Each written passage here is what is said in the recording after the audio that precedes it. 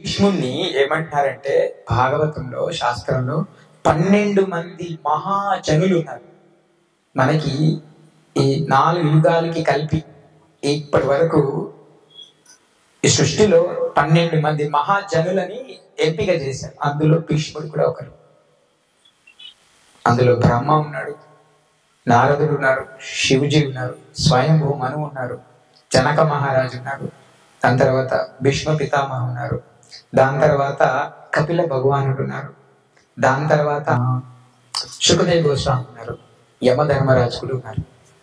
ఈ 12 మంది ఎందుకు మహాజనులు అని పెట్టారంటే వీ 12 ఎవరైతే కృష్ణుడి గురించి తెలుసుకుని ఉంటారో, కేవలం కృష్ణుడి కోసం జీవితాన్ని, కృష్ణుడి కోసం అంటే ఆయన తత్వాన్ని నరాల్లో ఎక్కించుకొని దీని కోసమే జీవితాన్ని త్యాగం చేసిన వాళ్ళు ఉన్నారు, వాళ్ళని మహాజనుల కిందికి పెట్టారు. సో అలా భీష్ముడు కూడా 12 మహాజనులు ఒక మహాజనుడు. అయితే ఇంద్రదేవుడు ఉన్నారు కదా, ఇంద్రుడు అంటే మనం తెలుసు మీ అందరికి. ఇంద్రుడు యొక్క సోదరుడు, ఇంద్రుడి యొక్క తమ్ముడు సోదరుడు, ఆయన యొక్క తమ్ముడి యొక్క కుమారుడుకి ఇంద్రుడి యొక్క తమ్ముడికి 8 మంది కుమారులు ఉంటారు, అష్ట వసువులు అంటారు. మనం చెప్పుకున్నాం. ఎంతమంది వసువులు ఉన్నారు? అష్ట అంటే 8 వసువులు ఉంటారు. అందులో హీరో పేరు కదా, హీరో పెట్టారు ప్రభాస్. ఏం పేరు? ప్రభాస్. సో ఆ వసువు పేరు ప్రభాస్ అన్నమాట. ఆయన వాళ్ళు ఏం చేస్తారంటే, ఒకసారి నేను మళ్ళీ భాగవతాన్ని నిన్న తిరిగేసాను, మళ్ళీ కొద్దిగా నాకు డౌట్ అనిపించి. సో అందులో వాళ్ళు వశిష్ఠముని యొక్క ఆతిథ్యంకి పోతారు ఒకరోజు అందరూ అష్ట వసువులు పోయి. అక్కడ ఇప్పుడు ముని అంటే ఆశ్రమము, ఆయన సాధువు, అవునా, ఆయన ఎక్కడి నుంచి తీసుకొచ్చి పెడతాడు. కానీ వీళ్ళు పోయేసరికి మంచి విందు ఉంది అక్కడ, విందు భోజనం, మంచి పలహారాలు, పంచభక్ష పరిమాణాలు అన్నీ ఉన్నాయి. ఎక్కడి నుంచి వచ్చాయి ఈయనకి? తిన్న తర్వాత తినేటప్పుడు డౌట్ రాలేదు వాళ్ళకి. తిన్న తర్వాత అప్పుడు వీళ్ళకి ఈయనేమో సాధువు, అడుక్కుంటే భిక్షం అడుకోవాలి, ఇంకేం చేయాలి, మరి ఈయనకి ఎన్ని పంచపక్ష పరిమాణాలు ఎక్కడి నుంచి వచ్చినాయి అని అంటే, ఆయన ఆశ్రమంలో కామధేనువుకి సంబంధించిన ఒక పుత్రిక ఉంది, ఆమెనే నందిని. కామధేనువు గోవు యొక్క సంతతి, ఆమె యొక్క పుత్రిక నందిని. ఆ నందిని అనే ఆవు అక్కడ అన్ని ప్రసాదిస్తుంది ఆయనకి. ఏది కావాలంటే అది, అతిథులు వస్తున్నారు, పంచపక్ష పరిమాణాలు అంటే అలా కోరుకుంటూ వచ్చేస్తుంది అని ఆ విషయం తెలుసుకున్న వీళ్ళు ఏం చేశారంటే, ఆయన ఈ ప్రభాస్ ఏం చేశారంటే, అరే మనం దాన్ని ఈ రాత్రికి లేపేద్దాం, ఆశ్రమంలో నుంచి అది మన దగ్గర ఉండాలి, మనకి ఏదంటే అది దొరుకుతుందని చెప్పి ఈయన ప్లాన్ చేశారు.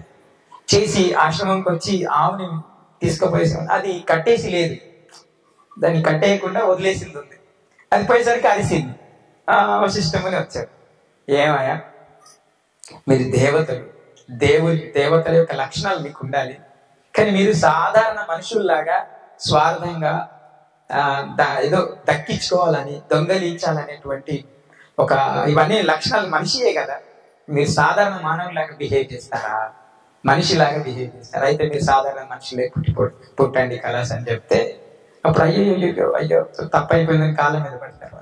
కాళ్ళ మీద పెడితే అప్పుడు ఏం చేస్తారంటే, నేనేం చేయలేను, అది ఓకే, కాకపోతే ఈ 8వ ఆయన ఎవరైతే ప్రభాస్ ఉన్నాడో అష్టవసు, ఆయన ఎక్కువ ప్లాన్ చేశారు కాబట్టి ఈయనకి ఎక్కువ శిక్ష పడుతుంది, మిగతా 7 తొందరగా చనిపోతారు. అనగానే ఎవరి కడుపులో పుట్టాలి భూలోకంలో అంటారు. అయితే గంగాదేవికి శాపం ఉంది, పోయి గంగని అడగండి, గంగ కడుపులో జన్మిస్తాను. ఆవిడ గంగాదేవి దగ్గరికి పోతారు. గంగాదేవికి ఎందుకు శాపం? ఆమె బ్రహ్మలోకంలో ఉండేది. ఒకరోజట బ్రహ్మ అలా కూర్చొని ఉంటారు, అందరు ఇట్లా ఆసీనులై ఉంటారు మండపం. ఆమె అందరికి నీళ్ళు ఇస్తుందట, గంగ నీళ్ళు. అందరు వస్తే ఆ తెల్లు ఇస్తుంది నీళ్ళు. ఇస్తుంటే కొద్దిగా ఆమె యొక్క పైట ఉంటుంది కదా, ఆ పైట కొంగు ఇలా జారిందట, కొద్దిగా అర్థమవుతుంది. ఇలా జారితే అందరు కిందికి ముఖం వేసుకున్నారట. అర్థమైంది? అందరు కిందికి ముఖం వేసుకున్నారు. ఒక్కరు మాత్రం, ఆయన పేరు మహాభీష్. ఏం పేరు? మహాభీష్ అనేటువంటి రాజు. చాలా ధర్మాత్ముడు ఆయన, మంచి గొప్ప ఆధ్యాత్మికవాది భక్తుడు. కానీ ఆ ఒక్క క్షణం జస్ట్ ఇలా చూపు అక్కడికి వెళ్ళిపోయిందట. వెళ్ళిపోతే గంగాదేవి కూడా ఆయన్ని చూస్తుంది. ఆమెను చూసారు. ఆమె ఒక్క క్షణం చూస్తే అది బ్రహ్మదేవుడు గమనించి, మీరు దేవతలు ఉండాల్సిన లోకంలో మీరు ఉండాల్సిన మీకు లక్షణాలు లేవు, మీకు దేవత లక్షణాలు ఇది కాదు, మీరు సాధారణ మానవులాగా మీరు బిహేవ్ చేశాడు, కాబట్టి మీరిద్దరు భూమి మీద జన్మిస్తారని చెప్పారు. మహావీష్ అనేటువంటి వ్యక్తి శాంతనుడిగా, కౌరవుల యొక్క మూల పురుషులు 3 ఉంటారు, అందులో శాంతనుడు ఒకరు. శాంతనుడిగా ఆయన జన్మ తీసుకుంటారు. ఆ తర్వాత గంగాదేవి కూడా జన్మ తీసుకుంటే అప్పుడు శాంతనుడు మళ్ళీ గంగాని మోహించి, సో ఆమెకు అడుగుతారు, నేను మిమ్మల్ని వివాహం చేసుకుంటానని. సో అప్పుడు ఆమె చెప్తుంది, సరే వివాహం చేసుకోండి, కానీ నేను ఏం చేసినా కూడా మీరు నాకు దానికి అడ్డు చెప్పద్దు అని చెప్తుంది. సరే అడ్డు చెప్పను అని చెప్తే ఈమెకు తెలుసు వృత్తాంతం అంతా. అప్పుడు పుట్టిన పిల్లలందరినీ గంగలు వదిలేస్తా ఉంటాడు లీలను. ఈయన చూస్తా ఉంటాడు కానీ ఏం అనలేదు, ఎందుకంటే ఎదురు చెప్పొద్దని చెప్పి, ఒకవేళ చెప్తే వెళ్ళిపోతా అని చెప్పి. అప్పుడు 7 అలా వదిలేస్తుంది. 8వ వాడిని కూడా వదిలేయడానికి పోతుంది. ఆ 8వ వాడు దేవాచల అని పేరు. అయితే వదిలేయడానికి పోతే ఆయన ప్రశ్నిస్తాడు, గంగా ఎందుకు మీరు అట్లా, ఇక నేను ఆగను, మీరు 8వ వాడిని కూడా వదిలేస్తే ఇక మన కొడుకులు ఉండరు, ఏముండరు, మీరు ఏం చేస్తున్నారంటే అప్పుడు ఆమె చెప్తుంది, మీకు గుర్తుందో లేదో నేను మీకు ముందే చెప్పాను, మీరు నన్ను అడగిస్తే నేను దేవలోకం వెళ్ళిపోతాను. అప్పుడు ఆ పుత్రుని తీసుకొని ఆమె దేవలోకం వెళ్ళిపోయి వశిష్ఠ ముని దగ్గర అనేక విద్యలు నేర్పించి, దాని తర్వాత ఆయన యొక్క మొట్టమొదటి గురువు పరశురాముని దగ్గర కూడా, పరశురాముడు తెలుసు కదా, పరశురాముడి దగ్గర విలు విద్య అవన్నీ కూడా షష్ఠ విద్యలన్నీ నేర్పించింది. చాలా మునుల దగ్గర, గురువుల దగ్గర అన్ని విద్యలు నేర్పించి భీష్ముని ఆయన్ని దేవవ్రతుడు అంటే దేవలోకంలో అందరి చేత ఆదరించబడ్డవాడు, దేవలోకంలో ఉన్నటువంటి అందరి దగ్గర విద్యలు అభ్యసించిన వాడు దేవవ్రతుడు అని పేరు వచ్చిందనమాట. సో ఆయన చెప్తుంది, సమయం అయినప్పుడు మీరు వచ్చి తీసుకుపోండి. అప్పుడు ఆయన సో యవ్వనవస్తుడు అయిన తర్వాత అన్ని విద్యలు అభ్యసించిన తర్వాత సుశాంతనుడు తన ఇంటికి తీసుకెళ్తాడు. అలా యువరాజును చేయొచ్చు అనుకుంటారు, అంత అయిపోతుంది.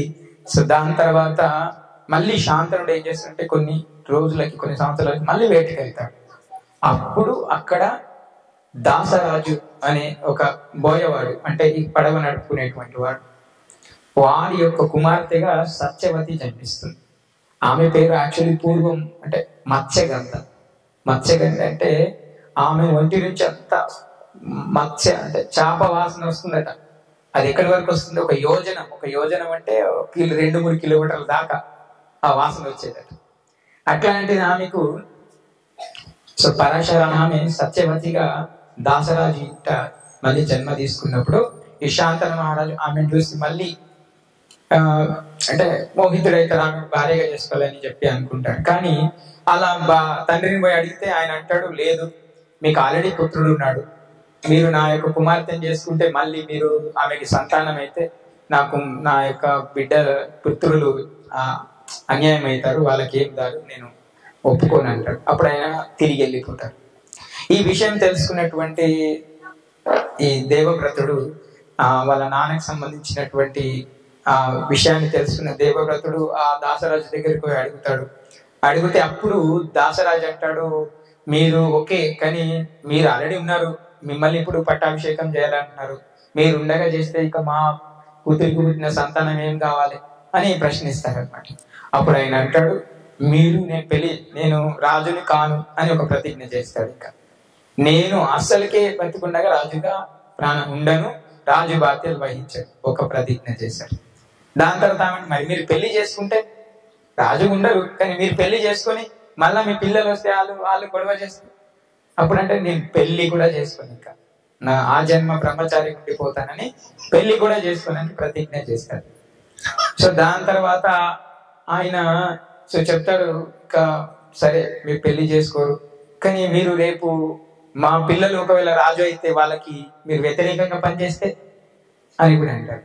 అప్పుడు ఆయన ఇంకొక ప్రతిజ్ఞ తీసుకుంటాడు, ఏంటంటే మీ కుమార్తెకి సంబంధించిన ఎవ్వరు రాజులుగా అయినా సరే నాను శరీరం వదిలే వరకు, వాళ్ళ శరీరం వదిలే వరకు నేను వాళ్ళకి దాసుడిగా ఉంటాను, వాళ్ళకి ఇంకా వాళ్ళని దాటిపోను, వాళ్ళని వదిలిపోను. మంచి గుర్తుపెట్టుకుని ఇక్కడ 3 ప్రతిజ్ఞ చేస్తాడు. ఆకాశవాణి నుంచి భీష్మ భీష్మ భీష్మ అని సౌండ్ వస్తుంది. అంటే భీష్మ అంటే పటిత్వమైనటువంటి వాదన చేశాడు, ఇంకా తప్పించుకోవడానికి లేదు. అప్పటి నుంచి ఆయన దేవవ్రతుడి నుంచి భీష్మలాగా మారిపోతారు అనమాట. భీష్ముడిలాగా నామకరణం అవుతుంది. అంత చరిత్ర ఉంది ఆయన ఇంకా. సో దాని తర్వాత ఇంకా భీష్ముడి గురించి మనం మళ్ళీ తర్వాత క్లాస్లో ఎప్పుడైనా చెప్పుకుందాం. ఎందుకంటే ఈ శాంతనుడికి వివాహం అయింది, ఆ తర్వాత మనం మళ్ళీ క్లాస్ ఉందిగా మనకి మొదటి అధ్యాయంలో చాలా బాగుంటుంది. శాంతనుడికి మళ్ళీ సత్యవతికి సంతానం అంటే ఇద్దరు అవుతారు, చిత్రాంగదుడు విచిత్ర వీరుడు ఇద్దరు అవుతారు. సో అందులో విచిత్ర వీరుడు మళ్ళీ ఆ గంధర్వులతోటి యుద్ధం చేసి ఆయన చనిపోతారు. అట్లాంటిది విచిత్ర వీరుడికి మళ్ళీ పెళ్లి చేయాల్సి వస్తుంది. సో అప్పుడు ఈయన అప్పుడే కాశీరాజు యొక్క కుమార్తెల్ని భీష్ముడు పోయి అక్కడ స్వయంవరం గెలిచి ఆ ముగ్గురిని తీసుకొస్తారు. అంబ, అంబిక, అంబాలిక అని ఇలా వాళ్ళు ఉంటారు. వాళ్ళు తీసుకొస్తారు. అందులో అంబ ఆల్రెడీ ఒక రాజ్యానికి రాజు అయిన సాల్వరాజుని ప్రేమిస్తుంది. సరే ఆమె ప్రాధేయపడితే వదిలేస్తాడు. ఆ ఇద్దరు వస్తారు. ఇద్దరినిచ్చి అంబిక అంబాలికని ఇద్దరినిచ్చి విచిత్ర వీరుడికి పెళ్లి చేస్తారు. సో అట్లా స్టోరీ ఉంటుంది, కథ అంతా. దీని గురించి మళ్ళా మాట్లాడదాం. కానీ ఈరోజు భీష్మ పంచకం గురించి మాట్లాడదాం. సో భీష్ముడు నిజంగా ఒకవేళ ఆ రోజు తండ్రికి మాట ఇవ్వకపోతే, ఒకవేళ తండ్రికి తాను ప్రతిజ్ఞ చేయకపోతే భీష్ముడే రాజు అవుతుండే కదా. అప్పుడు మహాభారతం అనే ఉండకపోతుండే. సో కాబట్టి అక్కడ ట్విస్ట్ వచ్చింది కథలో. అక్కడ ట్విస్ట్ అనేది అక్కడ జరిగింది అనమాట. సో కాబట్టి భీష్ముడుకి ఆల్రెడీ భగవంతుడి యొక్క భక్తుడు, విష్ణు భక్తుడు, గొప్ప విష్ణు భక్తుడు భీష్ముడు. ఎందుకంటే గొప్ప గొప్ప మునుల దగ్గర ఆయన విద్య అభ్యసించారు. వశిష్ఠముని ఆయన గురువు, పరశురాముడు ఆయన గురువు, చాలా మంది ఆయన గురువులు. సో కాబట్టి అందరి దగ్గర విద్యను అభ్యసించినటువంటి ఆ జ్ఞానంతో బరువెక్కిపోయాడు ఆయన. అన్నీ తెలుసు ఆయన. సో ఎవరు భగవంతుడు ఆయనకి సంపూర్ణంగా తెలుసు. అందుకనే 12 మంది మహాజనులు ఆయన ఒకరిగా ఉంటారు. ఈ భీష్మ పంచకంలో ఏం చేస్తారంటే యుద్ధం జరుగుతుంది. 8 రోజులైంది యుద్ధం జరిగింది. లాస్ట్ ఎండింగ్ చేశారు. ఎన్ని రోజులైనా యుద్ధం జరగబట్టి ఎన్ని రోజులు అవుతుంది? 8 రోజులు అవుతుంది. 1, 2, 3, 4 రోజులు, 8 రోజులు అవుతుంది. ఏ యుద్ధం? మీ ఇంట్లో యుద్ధం కాదు, అవునా? మహాభారత యుద్ధం, పాండవులకి కౌరవులకి మంచిగా యుద్ధం జరుగుతుందా? కొట్టుకుంటున్నారు. యుద్ధం అంటే అప్పటి ఇట్లా లేదండి, మంచిగా ఉంటుంది. నేను చెప్తాను బాగా. ఆ యాక్షన్ సీన్స్ అన్ని నేను మంచిగా చూపిస్తాను మీకు, డోంట్ వరీ. అది ఎట్లుంటుందంటే పొద్దున అందరు మంచిగా టిఫిన్ తిని గంట కొడతారు, అందరు శంకులు ఊతారు, పోతారు యుద్ధం. మళ్ళా ఒక టైం అయిందా 6, 5:30 కాగానే శంకు మూతారు, గంట కొడతారు, బంద్ చేయాలి. ఈ గుద్దుకునేటోళ్ళు కూడా మళ్ళా కౌగిలించుకొని బయటకు వెళ్ళిపోతారు. నిజం. ఇప్పుడు పెళ్ళైందంటే స్కూల్కి వెళ్ళి అందరు వెళ్ళిపోతారు. అట్లా ఒక సమయం కాగానే యుద్ధం మారిపోతుంది. అందరు ఎవరెవరి గుడారాలకు వెళ్ళిపోతారు. మళ్ళీ మాట్లాడించుకుంటా, ఏం లక్ష్మీనారాయణరావు బాబు చాయ్ తాగాం, పొద్దులేదు మళ్ళీ కొట్లాడుకుంటారు. అట్లా అంటే యుద్ధ నీతి అది. సో అట్లా వాళ్ళు ఏం చేస్తారంటే యుద్ధం 8 రోజులైంది. పాండవుల యొక్క సైన్యములు ఎవ్వరు చంపమంది. దుర్యోధనుడికి బుద్ధి, దుర్యోధనుడు ఈ అక్కడి నుంచి రాజు కదా దుర్యోధనుడు, ఆయన భీష్ముడి యొక్క అన్ని అక్కడ ఇట్లా వేస్తారు డేరని దానికి సంబంధించి. అందులో పోయి భీష్ముడిని ఎనలేని మాటలు అన్నాడు. ఎనలేని మాటలు అంటే తిట్టాడు. ఇంకా ఫుల్, నువ్వు ఉన్నావనుకున్నాం, నువ్వు ఉండి కూడా అసలు ఏం చేస్తలేవు, అవునా? ఇన్ని రోజులు నువ్వు మా బలం అనుకున్నాము, నువ్వు ఇట్లా అట్లా అని కపటం, నువ్వు ఇది అది, నువ్వు ఉండి కూడా ఎందుకు, మాకు ఏం ప్రయోజనం, అది ఇది, నువ్వు శౌర్యం లేదు, నీకు ఇది లేదు, అది ఏదో ఇట్లా రోషం వస్తుంది కదా. అలా ఆ విధంగా ఆయన్ని మొత్తం తిట్టి పెట్టారట. తిట్టి పెడితే నువ్వు చూసుకో రేపు ఇక కలాస్, నువ్వు చూడుగా రేపు నువ్వు మిగిలితే అవని ఇక పండవులలో ఒక్కరు కూడా మిగిలిన కరాస్, ఇక అయిపోయింది, నీకు మాటిస్తున్నా పో అని చెప్పినట్టు. ఇది ఎవరికి తెలుసు? కృష్ణుడికి తెలుసు. కృష్ణుడి ఆయనకి తెలుసా? అబ్బా, భీష్ముడు అంతటి వాడే. ఆయన ఒక్కసారి తలుసుకుంటే పాండవులు ఒక్కడు కూడా మిగిలాడు. మరి కృష్ణుడు ప్లాన్ చేయాలి కదా, ఈయన పొలిటికల్ లీడరే. సో ఆయన ఏం చేసినట్టు, అబ్బా పొద్దున భీష్ముడు వెళ్ళిందంటే కలాస్, అర్జునుడు పని అయిపోతుంది, అందరి పని అయిపోతుంది, ఎట్లా అని ఆలోచన చేసి మామూలుగా ఈ గుడారాల్లోకి వాళ్ళు వచ్చి ఆశీర్వాదం అవి తీసుకుంటారనమాట. అయితే ద్రౌపదిని పంపించారు కృష్ణుడు. ద్రౌపదిని పంపించి అదంతా అయిపోయిన తర్వాత ఆయన ఇటు వెళ్ళిపోగానే ద్రౌపదిని వెంటనే పంపించారు. ఎవరు? దుర్యోధనుడు వెళ్ళాక.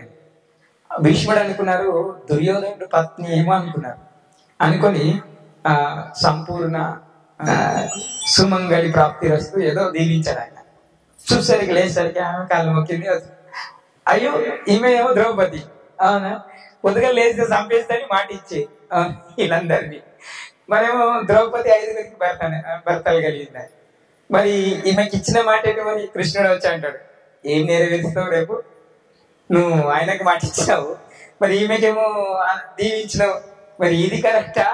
అది మారుస్తావా, ఇది మారుస్తావా అంటే, కృష్ణ నువ్వే చేస్తావు ఇసుంటి కథ, అవునా, కరెక్టే, గాని నేను నీతో ఆయుధం పట్టిస్తా అని అంటాడు. ఎవరు? విష్ణుడు. నువ్వు ఆయుధం పట్టాలి, అది నా కోరిక. నీ చేతులతో ఏదైనా అయితే నీ చేతులతో నాకేమైనా కావాలి, కానీ లేకుంటలేదు. యాక్చువల్లీ విష్ణుడికి ఒక శాపం కూడా ఉంది. అది అంబ ఏం చేస్తుందంటే, సో సాల్వరాజు ఏం చేస్తారంటే, అంబ పోయింది కదా ప్రేమించిన ఆయన నువ్వు భీష్ముడితో పోయినావు కళ, నాకు అవసరం లేదని ఆయన చెప్తారు. ఆమె అటు ఇటు కాకుండా ఎటు అంటే, భీష్ముడు యొక్క గురువు పరశురాముడు, ఆయన దగ్గరకు పోయి అయ్యా మీ శిష్యుడు ఇట్లా చేస్తున్నాడు, నన్ను యాక్సెప్ట్ చేయట్లేదంటే ఆ పరశురాముడితో యుద్ధం చేస్తాడు గురువుతోటే. మస్తు రోజు గెలవలేకపోతాడు. నేనేం చేయలేనమ్మా నీ ఇష్టం అంటే, ఆమె అడవులకు పోయి తపస్సు చేసి ఇంకొక జన్మల శిఖండిగా పుడుతుంది. అవునా, శిఖండి నామంతో పుడుతుంది. అంటే ఆడపిల్లలాగా పుడుతుంది. తర్వాత ఆమె సో వేరేలాగా మారుతుంది. అటు ఆడ కాకుండా మగ కాకుండా మారుతుంది అనమాట. ఈయనకి ఏమి ఆ జన్మ బ్రహ్మచార్య, ఆడవాళ్ళలాగా ఉన్నటువంటి వారితో దూరం.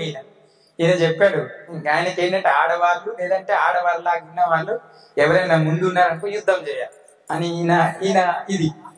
సో అట్లా ఏం చేశారంటే, కృష్ణుడే వాడికి ఇప్పిస్తాడు. మళ్ళీ అర్జునుడు భీష్ముడితో చెప్పిస్తాడు. ఎవరు అడుగుతారు, తాత నువ్వు ఎట్లా చనిపోతావు అంటే ఆయన చెప్తాడు, ఏమున్నారా నాకు ఆ జన్మ బ్రహ్మచారిని, ఒకవేళ నేను యుద్ధం చేయగా ఒక స్త్రీ వచ్చి నిలబడడానికి యుద్ధం చెయ్యాలి, అప్పుడు నన్ను బాణాలు కొట్టిస్తే చచ్చిపోతాను. లేదు ఎవరైనా హిజ్రా అంటారు, అంటే అటు ఇటు పాపం అలాంటి వాళ్ళు ఎవరైనా ఉన్నా కూడా వస్తే నిలబడినా నేనేం యుద్ధం చేయను, అప్పుడు నన్ను చంపేయచ్చురా అని చెప్పాడు. ఈ పాయింట్ ఎవరు పట్టుకున్నారు? కృష్ణుడికి. అంటే కృష్ణుడికి తెలుసు, కానీ ఈ అర్జునుడికి చెప్పారు. అలా అయిన తర్వాత యుద్ధం ఫుల్ భీకరంగా జరుగుతుంది. ఇంకా ఫుల్ ఎనర్జీతో వచ్చేసింది భీష్ముడు. మాట ఇచ్చింది కదా, పటాఫట్ బాణాలు ఇస్తూనే ఉన్నాడు. మొత్తం అల్ల కల్లోలం అయిపోతుంది అంతా. అవునా, అయితూ ఉంటే ఆహాకారాలు ఇక్కడ ఆస్తనాదాలు వినిపిస్తూనే ఉన్నాయి.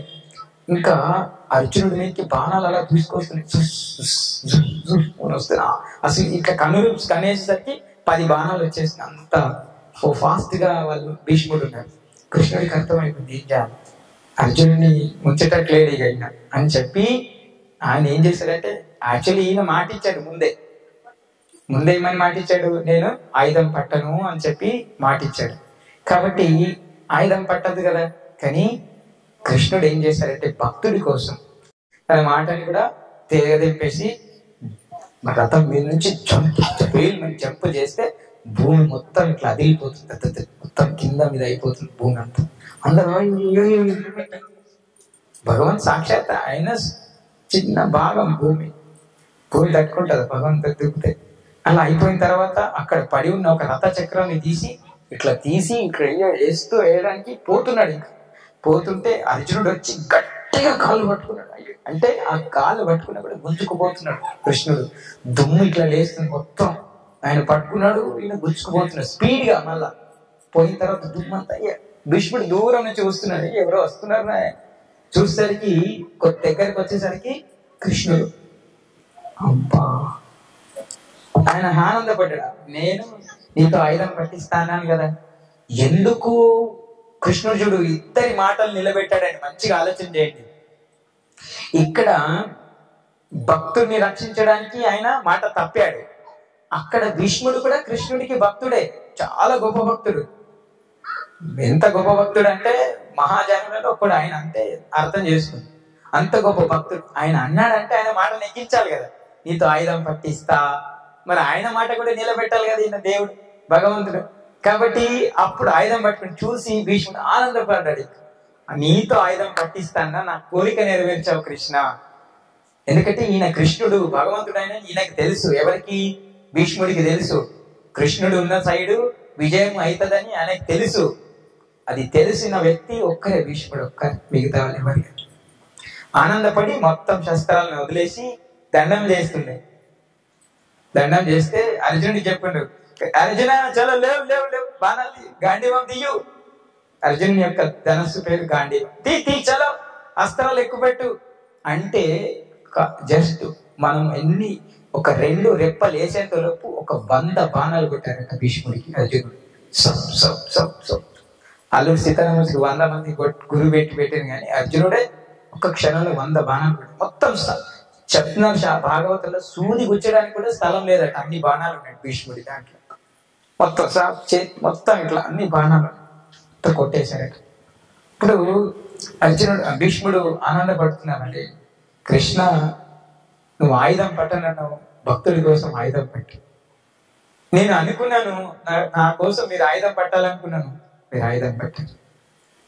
నాకు ఈరోజు ఈ బాణాలని ఏమనిపిస్తున్నాయో తెలుసా? ఆయన పడిపోతాడు ఈ నేల మీద, మీరు చూస్తుంటారు ఫోటో కదా, ఈ బాణాల మీద పడుకొని ఉంటాడు భీష్ముడు. ఇట్లా బాణాల శయ్యపై ఇలా పడుకొని ఉంటాడు. అంపశయ్య అంటారు దాన్ని.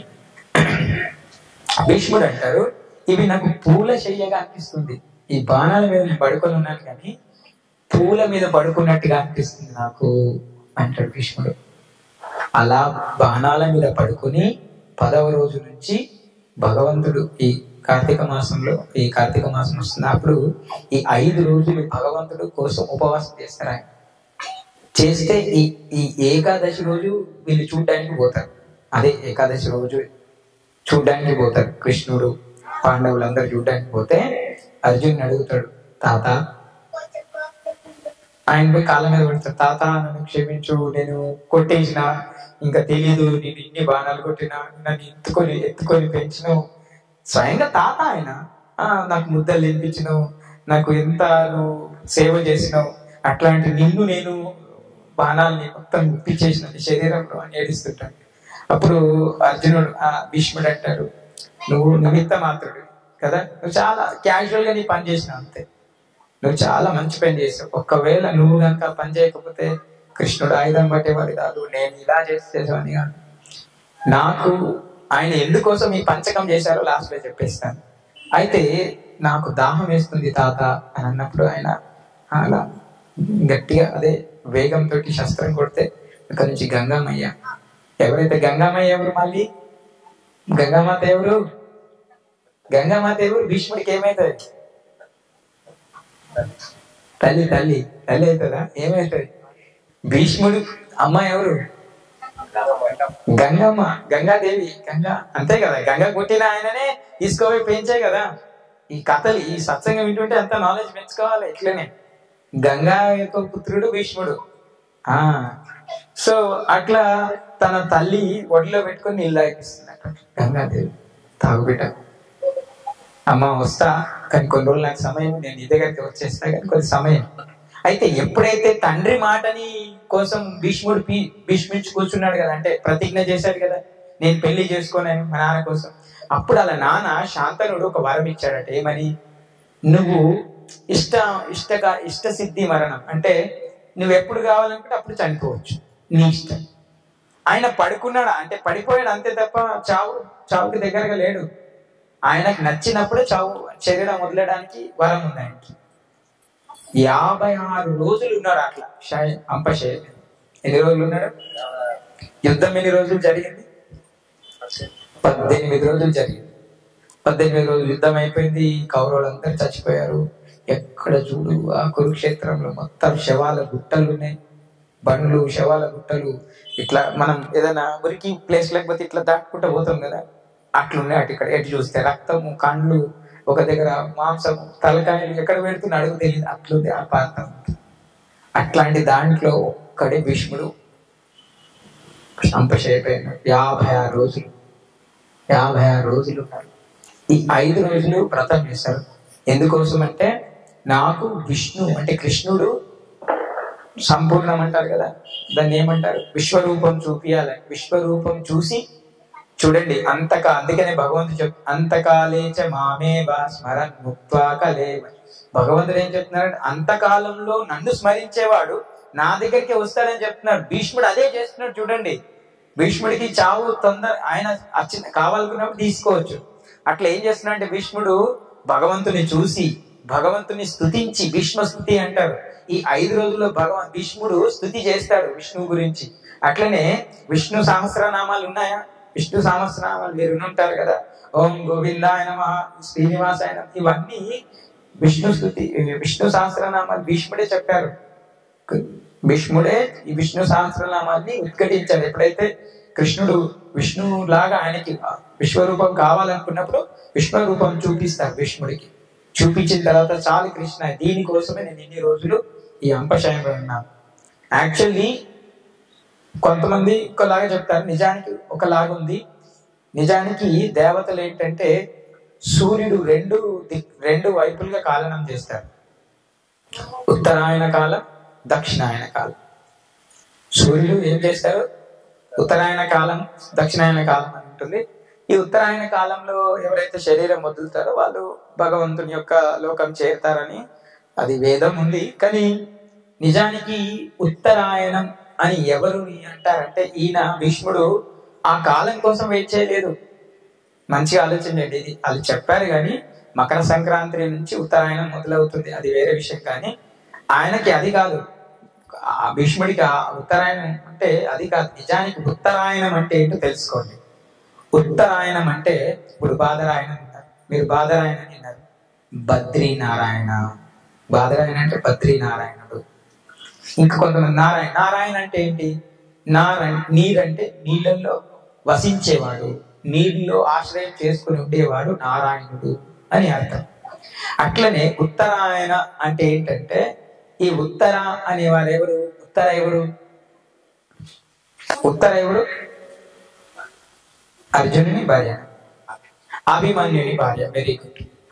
అర్జునుని యొక్క కుమారుడు అభిమన్యుడు, అభిమన్యుని యొక్క భార్య ఉత్తర. ఆ ఉత్తర అయితే పాండవుల యొక్క 5 ఉప పాండవులు చిన్న ఉంటారు, ఇంతే పిల్లలు, ఇంతే ఉంటుంటే వాళ్ళు ఉయ్యాల్లో పడుకొని పెడితే ఈ యొక్క ఎవరున్నారు ఆయన అలా కుమారుడు ద్రోణాచార్యుని యొక్క అశ్వత్థామ ఏం చేస్తాడంటే నిద్రలో ఉన్న పసికందుల్ని చంపేస్తాడు కత్తి బట్టి. అంటే యుద్ధంలో ఆయన ఏంటంటే ఇంకా పాండవులకి సంబంధించిన అంశం ఒక్కటి కూడా మిగిలదు. అట్లానే ఆ చిన్న ఉప పాండవులు కూడా చంపేస్తాడు దయ లేకుండా. ఆ అశ్వత్థామ ఏం చేస్తాడంటే ఈ అభిమన్యుడిని కూడా చంపేస్తారు వాళ్ళు పద్మమోహం చేసి. అయితే అప్పటికి అభిమన్యుడి భార్య ఉత్తర గర్భంతో ఉంటుంది. ఆ గర్భంలో ఉన్నవాడే పరీక్షిత్ మహారాజు. ఎవరు? పరీక్షిత్ మహారాజు. ఆయన వల్లనే భాగవతం వచ్చింది మనకి. ఆయనే చివరి రాజు కలియుగం అంతా, అంటే ద్వాపరాంతానికి తర్వాత కలియుగం వచ్చేసింది. ఆ ఉత్తర గర్భంలో ఉన్నప్పుడు ఈయన బ్రహ్మాస్త్రం వదిలాడు. ఎవరు? అశ్వత్థామ. ఆ ఉత్తర గర్భంలో ఉన్నటువంటి పరీక్షను దహనం అయిపోవాలి. ఆ అస్త్రం ఎట్లా వస్తుందట అంటే కంప్లీట్ ఒక పిడుగు పడితే ఎంత శబ్దం వస్తుంది మనకి?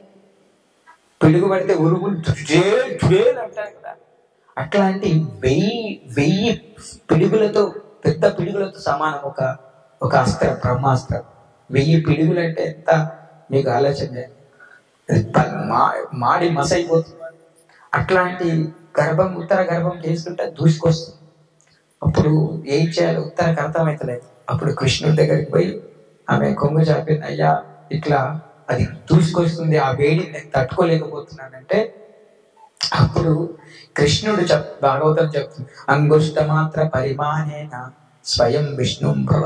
ఏమని చెప్తున్నారంటే ఈ అంగుష్ట మాత్రం అంటే ఈ బొటన వేలు ఉంది కదా, ఈ బొటన వేలంతగా ఆమె ఉత్తర గర్భంలోకి చేరారట భగవంతుడు. చేరి ఆ బ్రహ్మాస్త్రం యొక్క వేడినంతా కూడా పీల్చేసుకున్నారు. మొత్తం పీల్చేసుకుని ఆ యొక్క పరీక్షిత్ మహారాజుని రక్షించారు ఆ బ్రహ్మాస్త్రం నుంచి. అప్పుడే పరీక్షిత్ మహారాజు విష్ణుని చతుర్భుజుని దర్శనం చేసుకుని శుక్ల వరద విష్ణు శశివరణం చతుర్భుజం ప్రసన్న వదనం ధ్యాయేత్ సర్వ విఘ్నోపశాంతి, అక్కడిని దర్శనం చేస్తారు. అప్పటి నుంచి పరీక్షిత్ మహారాజు విష్ణుకి భక్తుడు. అంటే కృప ఉంది, అర్థమైందా? సో ఇట్లా అలా భగవంతుడి యొక్క కరుణ ఎలా ఉంటుందంటే ఎనలేనిగా ఉంటుంది. అట్లా భీష్ముడికి ఏంటంటే తాను శరీరం వదలాలని ఇష్టం వచ్చినప్పుడు వదలచ్చు, కానీ ఈ ఉత్తర యొక్క గర్భాన్ని ఆశ్రయం చేసుకొని ఉన్నటువంటి వాడా ఉత్తరాయణ. అవునా? ఉత్తర గర్భంలో ఉన్నటువంటి ఆయన, ఉత్తర గర్భాన్ని ఆశ్రయం చేసుకొని ఉన్నటువంటి వాడా ఉత్తరాయణ. భగవంతుడికి ఇంకొక పేరు ఉత్తరాయణ. అర్థమైందా? ఉత్తరాయణ, లక్ష్మీనారాయణ, బద్రీనారాయణ, బాదరాయణ, ఇవన్నీ భగవంతుడి పేరు. అందులో ఉత్తరాయణ కూడా భగవంతుడి పేరు. ఉత్తరాయణం అంటే ఉత్తరాయణ కాలం కూడా ఉంది, కానీ భీష్ముడికి నిజమైన భావన ఏంటంటే ఈ ఉత్తర గర్భంలో వసించినటువంటి భగవంతుని, ఉత్తర గర్భంలో పరీక్షిత్ మహారాజ్కి ఆయన విశ్వరూపం, అదే విష్ణు భగవాన్ యొక్క అవతారం చూపిస్తారు. నాకు అదే కావాలి, నేను శరీరం మిమ్మల్ని అలా చూసిన తర్వాతనే నా శరీరాన్ని మీ లోకానికి నేను పంపిస్తానని చెప్పి చెప్తారన్నమాట. అట్లా భగవంతుని చేయడానికి ఇంకా ఈ భీష్ముడు ఈ 56 రోజుల కాలంలో ఒక్కొక్కరిని పిలుచుకుంటా ఈ ధర్మ విషయాలు చెప్తా ఉంటారు. ధర్మరాజుని పిలుస్తారు, అర్జున్ని పిలుస్తారు, నకులు సహదేవుని పిలుస్తారు, ఇట్లా అందరినీ పిలిచి ఒక్కొక్కటి చెప్తానే ఉంటారు. సో అలా భీష్మ పంచకం అనేది ఈ 5 రోజులు భగవంతుడి కోసం నిష్టగా. అప్పుడు కృష్ణుడు చెప్తారు, ఎవరైతే కార్తీక మాసంలో ఈ భీష్మ పంచక వ్రతాన్ని చేస్తారో, అవునా, మంచిగా వారికి నా యొక్క కృప, ఎందుకంటే భక్తులకి తరఫున చేస్తున్నాడు, భీష్ముడి పేరు మీద వచ్చింది అది. సో ఇప్పుడు దీన్ని మనం కొంతమంది భీష్మ ఏకాదశి కూడా అంటారు. సో అలా ఎవరైతే ఈ భీష్మ పంచక వ్రతాన్ని చేస్తారో వారికి నా యొక్క సంపూర్ణమైనటువంటి కృప అనేది దొరుకుతుంది. ఈ భీష్మ పంచకం చేసిన వారు సదీయంగా వైకుంఠ ప్రాప్తి అనేది, భక్తి అనేది దొరుకుతుంది. శుద్ధ భక్తిలోకి వాళ్ళు త్వరగా కొనిపోబడతారని చెప్పేసి శాస్త్రంలో ఉంది. కాబట్టి మనం అందరం అదృష్టవంతులం. భీష్మ పంచకం గురించి వినడం కూడా చెప్పారు భాగవతంలో. ఎవరైతే ఈ భీష్మ పంచకానికి సంబంధించిన విషయం, భీష్ముడికి సంబంధించిన విషయం, ఎందుకంటే మామూలు వ్యక్తి కాదంటో, ప్రహ్లాదుడు, అవునా, శివుడు, దాని తర్వాత స్వయం కుమారు, ఇలా 12 మంది కూడా ఖచ్చితంగా స్వయంగా భగవంతుడు ఎవరో, కృష్ణుడు ఎవరో వాళ్ళకి పరిపూర్ణంగా తెలుసట. అందుకోసమనే వాళ్ళు భాగవతోత్తములని కూడా అంటారు. ఇంకొక పేరు ఏంటంటే మహాజనులకి భాగవతోత్తములు, అంటే సంపూర్ణంగా ఈ భగవంతుడు ఎవరు, భగవాన్ అనేవాడెవడు, భగవత్ అనేవాడెవరు, అంతా కూడా వాళ్ళకి తెలుసు అనమాట, పూసగొచ్చినట్టు. సో అట్లాంటి వ్యక్తి, అట్లాంటి గొప్ప భక్తుడు భీష్ముడు. ఆయన గురించి మనం చర్చ చేయడం చాలా అదృష్టం. ఎందుకంటే భగవంతుడు చెప్తారు, ఎప్పుడైతే సో భక్తులు ఎవరైతే వైష్ణవులు ఉంటారో, అది నా భక్తుల గురించి చర్చ చేస్తుంటే, అవును, అది నాకు చాలా ప్రీతిపరంగా అనిపిస్తుంది అని చెప్పి చెప్తారు. సో కాబట్టి మనమందరం ఈరోజు భీష్ముని గురించి తెలుసుకోవడం, లేకపోతే భీష్ముడి గురించి వినడం, అవునా. ఇంకా కొన్ని విషయాలు ఇందాక నేను చెప్పాను, అది తక్కువగా కంజెస్టెడ్ చేసి చెప్పాను. మళ్ళీ మనకి ఎక్కడైనా సమయం ఉంటే, లేదంటే మళ్ళీ మనం నెక్స్ట్ వీక్ క్లాస్లో అప్పుడు కానీ ఇంకా చాలా ఉంది, అది మనం చెప్పుకున్నాం. అక్కడ భీష్ముని చూడడానికి ఎక్కడెక్కడి నుంచో చాలా మంది వచ్చారట, దేవతలు, ఉపదేవతలు, ఎవరెవరో వచ్చారట. అప్పుడు ఆయన ఎట్లా వెల్కమ్ చేశారు, ఆతిథ్యం అంటే అన్ని చెప్తున్నారు. ధర్మం, అతిథి దేవో భవ ఎట్లా చేయాలి, మాతృదేవో భవ ఎలా చేయాలి, పితృదేవో ఎలా చేయాలి, గురుదేవో భవ ఎలా చేయాలి, అతిథి దేవు, ఇవన్నిటినీ భీష్ముడే చెప్పారు. ఎలా చెప్పారు అవన్నీ చాలా పెద్దగా ఉంది ఆయనది మహాభారతంలో. సో కాబట్టి గురువు యొక్క స్థానాన్ని గ్రహించి చాలా మందికి ధర్మ విషయాలు చెప్పారనమాట భీష్ముడు. సో కాబట్టి మనం కూడా భగవంతుడి యొక్క శుద్ధ భక్తుడైనటువంటి భీష్మ పితామహ గురించి నాకు తెలుసుకోవడానికి అవకాశం దొరికింది. అదేవిధంగా మీకు నేను ఆ విషయాన్ని అందించడానికి నాకు అదృష్టం దొరికింది. కాబట్టి గురు మహారాజులకి, వైష్ణవులకి సదా ధన్యవాద ప్రణామం చేస్తూ హరే కృష్ణ. ఓకే, సో పరీక్షిత్ కి పేరు ఎలా వచ్చిందంటే, సో ఆయన పరీక్షించబడ్డాడు. నిజమేమో. ఎందుకు పరీక్షించబడ్డాడు? అది చూస్తేనేమో బ్రహ్మాస్త్రం రాబట్టి, కడుపులనేమో వేడి కాబట్టి, అవునా, తట్టుకుంటాడా తట్టుకోడా? ఎలా అయితే ఇది ఎక్కడికి భగవంతుని స్మరిస్తున్నాడు ఆయన. అంశ ఎలా ఉందంటే విష్ణు అంశ, భగవంతుడి యొక్క అంశ కాబట్టి భగవంతుడినే స్మరిస్తున్నాడు. ఇంకా ఆయనకి అందులో ఆ గర్భంలో ఏం తెలుస్తుంది శిశువుడికి, కానీ అప్పుడే ఉన్నతమైన జ్ఞానం దానికి. అప్పుడే భగవంతుడు పీత, ఎంత మంచి వర్ణన ఉందో భాగవతం. పీత, మంచి పీతాంబర వస్త్రాన్ని కట్టుకొని భగవంతుడు మంచిగా గోల్డ్, ఎల్లో కలర్ పంచ గోల్డ్ కట్టుకొని ఆ అంచుతో మనకి పరీక్షమాల అది వివరణ ఉంది భగవంతుడిది. ఎట్లా అంటే ఎంత మంచిగా వర్ణిస్తున్నారు భగవంతుడిని. అక్కడ చెప్తారు, మీరు భగవంతుడి ద్వారా పరీక్షించబడ్డారు, ఆ సందర్భంలో పరీక్షించబడ్డారు. ఆ సందర్భాన్ని అంటే భగవంతుడు మనకి కష్టం ఇస్తున్నప్పుడు పరీక్షనే. మనకి ఏదైనా సమయం కష్టం వచ్చిందంటే భగవంతుడు, సపోజ్ మీరు భగవంతుడు భక్తులు అయినా కూడా మీకు కష్టం వచ్చిందంటే భగవంతుడు మీకు పరీక్షిస్తున్నాడని అర్థం. అంటే ఎంతవరకు ఈయన తట్టుకునే శక్తి ఉంది, తట్టుకోలేనప్పుడు అది ఆపద, అది ఆపద అంటారు. ఆ ఆపదని తొలగించేవాడు ఆపద మొక్కల వాడ గోవింద గోవింద. సో ఆయనకి ఆపద మొక్కల వాడని కూడా పేరుంది. మళ్ళీ ఆపద ఎప్పుడైతే మనం పరిష్కరించుకుంటే అది ఆపద అనబడదు. మన చేతుల్లో లేదు, ఇంకా మనం దాన్ని తప్పించుకోలేము, అది మనం సాల్వ్ చేసుకోలేము అనుకున్నప్పుడు అది ఆపద. ఆపలేనటువంటి బాధ ఆపద. ఈ ఆపదని ఎవరు తొలగిస్తారు? కేవలం భగవంతుడు మాత్రమే, మిగతా ఎవరికి లేదు మళ్ళీ అవకాశం. సో కాబట్టి ఆ ఆపదని తొలగించినటువంటి వాడు పరీక్షని ఎదుర్కొనేది, అంటే మరణ పరీక్షను ఎదుర్కొన్నాడు. అప్పుడే గర్భంలోనే అందరం మనం మరణ పరీక్ష కోసం ఇన్ని సంవత్సరాలు సాధన చేస్తాం, కానీ ఆయన పుట్టక ముందే పరీక్ష ఎదుర్కొన్నాడు. కాబట్టి పరీక్షిత్ మహారాజ్ కి జయ. ఎందుకంటే పరీక్షిత్ మహారాజ్ వల్లనే మనకి భాగవతం అనే గ్రంథం, భాగవతం అనేటువంటి శాస్త్రం ఉద్భవించింది. సో కాబట్టి మనందరం కూడా పరీక్షిత్ మహారాజ్కి రుణపడతాం. హరే కృష్ణ. ఇంకేమైనా సందేహం?